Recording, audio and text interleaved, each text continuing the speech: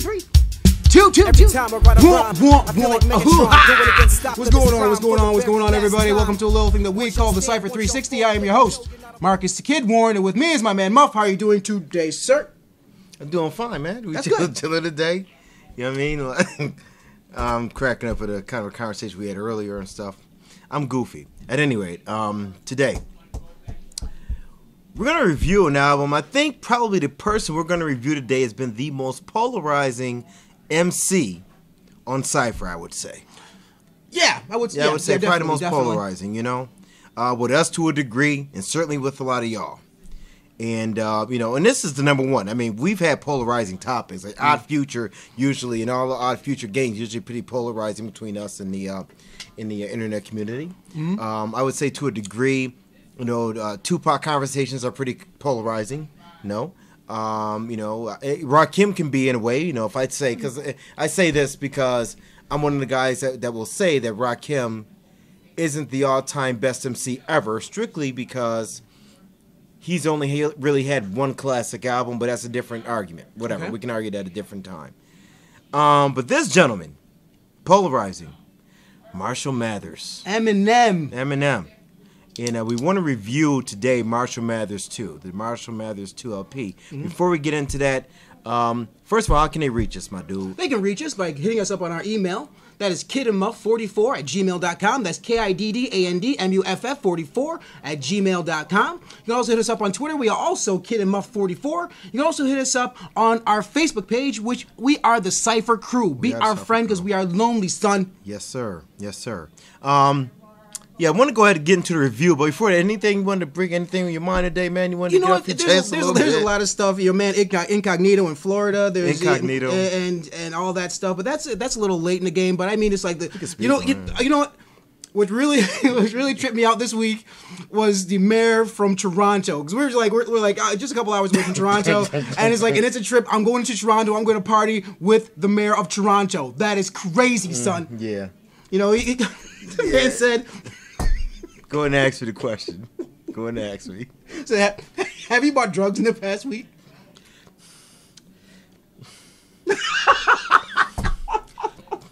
Yes. Toronto mayor, ladies and gentlemen. Yes, my impression. I mean, like, you know, but it was stupid. It was really stupid. I don't know. Like, the Toronto mayor, it's a fiasco. You know, he's not resigning. I guess it's really over his dead body. That's the craziness of it. You know, he's like, I ain't going nowhere. They're going to have to basically Kwame Kilpatrick this dude. You know, and didn't he just say something like, I don't want to say, what did he say? I guess somebody accused him saying that he wanted to kill somebody. No, actually he wanted to eat a lady's private parts. Yeah, you know? Okay. And he actually came out and said, I never said that. And he actually said, I never said I wanted to do that. He didn't say that. I'm being PG here. Right. He said, I never told anybody that I wanted to eat her blank. But, you know, I have. Now, this is the same dude right here is cursing all up in the last podcast, by the way. But go ahead. Okay, so he said he didn't want to eat pussy. All right. He said he never said that, but he said he has nothing to eat at home. Here's the thing, though, man. The problem is, it's like you want to be a politician, but you do have to you have to lie when you're a politician. Because you can't say everything. You can't admit to stuff because people are going to look at you crazy. You know what I'm saying? So, but I know one thing you can do. You definitely can't smoke crack. Because I might cloud your judgment. I don't, Marion Barry. You know what I mean? Marion Barry. Because I knew when they showed that clip of him going off and talking all the crazy stuff in that other videotape, I knew he was doing crack then. It was like, there was no question. It wasn't like he got caught one. Like, here's the thing. Okay. Marion Barry got caught smoking crack and about to do it, so on and so forth. But when you really, he pretty much kept his, you know, his thing about him a little bit. He still had a little bit of a swag about him. I suppose. Came back and won another term afterwards even. Smoke know crack, what I'm saying? got His job back. You know what I mean? But this dude probably will never get his job back because, like, he's under the influence often. I don't know. I think I might vote for him. Really? No, I'm just joking. Oh, okay. At any rate. I don't know if our mayor ever got caught smoking crack and saying the crazy shit that he's been saying. I don't know. Yeah. If Byron Brown came out and said that, I was like, hey, Byron. Yeah, Byron ain't did nothing like that. Yeah, I know. Hey, listen though. Real quick, do we just to touch on the Richie Incognito incident a little bit? Okay, that's real quick because it's dated. Even though it is a kind of a dated incident, it's still ongoing. So it's not like it's dead. You know what I mean? The N-bomb is it cool to let your white friends use it? No. By the way, the answer is absolutely not. Sterling Sharp or Shannon Sharp actually had on the NFL pregame show on CBS about a week ago had actually broke it down why it's like you shouldn't be using that word, especially if you're a white person. And what's more, if you're a black person, don't be calling other dudes, oh, it's okay for him to use it because he's a white guy, whatever. That's you just don't freaking do that. You know what I'm saying? Okay. Leads me to hip hop in a way. There's a segue here, and this is what I mean. Now, a lot of the black players on the Miami Dolphins went and said, you know what, it's okay. We're down with Richie Incognito. He's more black than the other dude, which is ridiculous. Now, the other dude, was it Martin? Is his name? Yeah. Martin's parents, graduate. He's like third or fourth generation Harvard. He graduated from Stanford, which is basically the Harvard, the Ivy League school out west. Okay, but a lot of these dudes perceive Richie Incognito because he's a rough, tough dude, was quote unquote more black than a guy who has the education. What does that say about a lot of young people out there today? Like blackness is about how tough you are and how ignorant you can be. It's not about how educated you are. So that's what it appears like to me. Now, that's why when I have these conversations about hip hop with a lot of these young dudes, I tell them all the time. I said, listen, you couldn't have a brand Nubian out there today. You wouldn't even you call those dudes preachy. You couldn't have a Def Jeff out there today. You couldn't have I keep saying the Public Enemies out here today selling records because they bring it to you real. And they talk about things that are positive. And they talk about race relations in a raw way, in a way that a lot of these young people really can't really understand. It's like two generations removed from like the civil rights movement. Which is probably an issue in of itself. Did our generation, fail the young people? Is that why they're like this? I don't know. It's a rhetorical question. You know what I'm saying? So I don't think so. I just think our generation was like a little bit more conscious, and we were brought to that consciousness through hip hop and a lot of. Well, yeah, and but then again, to your point. Think about it. We were the children of the civil rights movement, so it was still there. It was still, we still had parents who were able to, whether they told us or whether we were just around it, we knew the struggle through our parents. These kids, a lot of times, these new kids are like their parents are young. A lot of them. You know what I'm saying? Not all of them, but a lot of their parents are young. They don't know. So, are we scared of the kids? Do we, are we just like, I don't know what it is. I'm just saying that we should have I think our generation did a better job of kind of letting people know what's good and what's good with our people, so on and so forth. I don't know. I'm digressing. I'm all over the place. But hip hop, Eminem, Marshall Mathers, which is funny because we're reviewing Eminem today. And Eminem never thought it was necessary to use the N-word, by the way. That's a great point too, buddy. And listening to this album, I was thinking about that. You know what I mean? He doesn't do that. You know what I'm saying? Right. He doesn't have to use the N-bomb to get his point across. Maybe because he has lyrical skill. I don't know. Where he doesn't have to do it. Here's the thing about let's just get into the album. Eminem. If you said that Eminem was a top 5 MC all time, I'm not going to argue with you. I'm really not. You know what I'm saying? Okay. But Eminem's is like a rock in my shoe. I miss you like a rock in my shoe. It's a rock in my shoe because, obviously the original Marshall Mathers album might be arguably a classic, I'd say. It is classic. You know what I'm saying? But the new album, I'm going to tell you right now, and I haven't rated it yet, and I'll rate it at the end. It's definitely not this will not fall on my classic list. Okay. You know what I mean? What is the problem with it? Well, I don't know. The same problem the last 4 or 5 albums he put out. Oh, beats. Wow. You know what I'm saying? I don't know what demographic he's trying to appeal to. It's almost like, in a way, he's doing what maybe Lupe Fiasco did a couple albums ago. You know what I'm saying? I don't know whether he's trying to make it poppy or more mainstream, but it definitely will appeal to a mainstream audience. I'm gonna tell you that right now. I can tell. You can listen to it. You can tell me yourself. It's a mainstream album. Lyrically, though, it's at times brilliant. Lyrically, it's brilliant. Flow at times brilliant. It's like on Rap God. Rap God is hot because he's coming back, for you young cats who don't know, he's coming with that JJ Fad flow. Okay. Know what I'm saying? So, Subject matter is kind of the same thing again and again with Eminem. Subject matter. Great lyricist. Beats though, it's hard to get through the album for me. Really difficult to get through the album. It's difficult to get through the album for me. Okay. I expect so much more of him. You know, to me, he could make a much better album if his beats were where it's supposed to be. And which is funny too. And I've mentioned this before on other Eminem Eminem albums that we've rated. He's a Detroit MC. Detroit has some of the illest music you ever want to hear. Look, obviously Jay Dilla, okay? Black Milk, Young RJ, the producer / MC for Slum Village. Not saying he has to use those guys, but I mean, it's a lot of the great music you hear out of Detroit.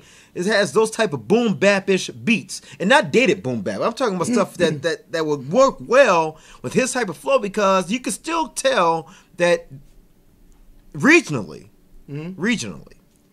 Eminem is definitely a Detroit MC without question. You know what I'm saying? You can tell. So his voice will work on that stuff. I mean, you listen to stuff from Elzai. I mean, they all have that same type of flow to me. He could use better beats, man. But he's on the West Coast. He would Dre. It never worked for me. Go ahead.